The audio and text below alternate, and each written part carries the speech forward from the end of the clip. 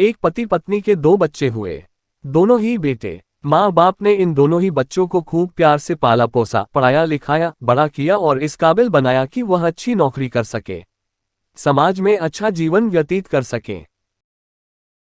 अपने बच्चों के लिए दिन रात कड़ी मेहनत करके बंगले जैसे 2 घर बना कर दिए ताकि दोनों बेटे शादी के बाद भी एक साथ लेकिन अलग अलग कमरों में रह सके और आगे चलकर कभी बंटवारे का विचार ना आए और दोनों में लड़ाई झगड़े ना हो।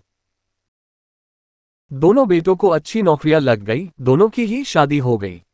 बड़ा बेटा जो घर के पहले माले पर रहता था उसको एक बच्चा भी हुआ।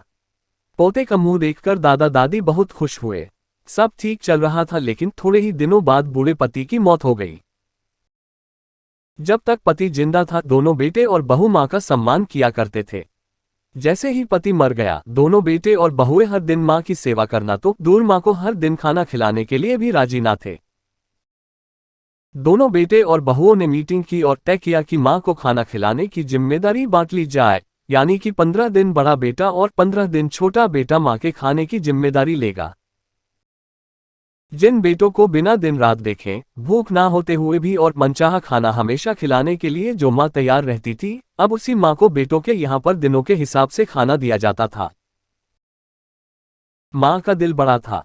मां को इस बात की खुशी थी कि वह जैसे भी हो अपने बेटों के साथ रह रही है, और इसी खुशी के कारण बेटों के द्वारा दी गई रूखी सूखी भी उसे किसी पकवान से कम ना लगती। लेकिन दुर्भाग्य की बात तब हो जाती जब किसी महीने में 31 दिन आ जाते और उस एक दिन मां को भूखा ही रहना पड़ता। एक बार जब बड़े बेटे के यहाँ 15 दिनों तक खाना खाने के बारी चल रही थी तब बड़ा बेटा अपनी बीवी और बच्चे के साथ कहीं बाहर किसी फंक्शन में जा रहा था। बड़ी बहू ने मां से कहा, मां जी आज खाना नहीं बनाया है, हम बाहर जा रहे हैं वहीं खाएंगे, आप अपने लिए कुछ पका लेना और खा लेना। बूढ़ी मां ने कहा, लेकिन बेटा मुझे तो गैस चलाना नहीं आता। बहू ने कहा, तो फिर ऐसा कीजिए कि पास वाले मंदिर में भंडारा लगता है, आप वहीं पर जाकर खा लीजिए तो आपको गैस चलाने की जरूरत ही नहीं पड़ेगी। पास में ही खड़ा बेटा और पोता यह सब सुन रहे थे लेकिन कोई कुछ न बोला। बूढ़ी मां को भूखा ही छोड़ बेटा और बहू फंक्शन में निकल गए। मां को थोड़ा दुख तो हुआ लेकिन फिर अपने आप को यह सोचकर मना लिया, ठीक ही तो है, कभी कभी बहू को भी घर के काम से आराम मिलना चाहिए और भगवान का भंडारा खाने का सौभाग्य किस्मत वालों को ही तो मिलता है। मां खुशी खुशी मंदिर में जाकर भंडारा खा आई। कुछ दिन ऐसे ही बीत गए। एक दिन बड़े बेटे को छुट्टी थी। बेटा, बहू और उनका बच्चा अपने घर में साथ में समय बिता रहे थे। माँ बाप छोटे बच्चे को पूछ रहे थे कि वह बड़ा होकर क्या बनना चाहता है और क्या करना चाहता है। छोटे बच्चे ने बड़े ही सरल भाव से माँ बाप को उत्तर देते हुए कहा, वह बड़े होकर वकील बनना चाहता है। उसकी इच्छा इस घर से भी बड़ा एक घर लेने की है, लेकिन वह घर मंदिर के पास होना चाहिए।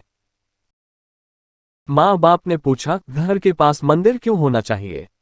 तब बच्चा माँ बाप से कहता है, घर के पास मंदिर इसलिए होना चाहिए ताकि जब मैं बड़ा होकर किसी फंक्शन में बाहर जाऊं तो आप दोनों को ज्यादा तकलीफ ना हो, मंदिर नजदीक रहेगा तो।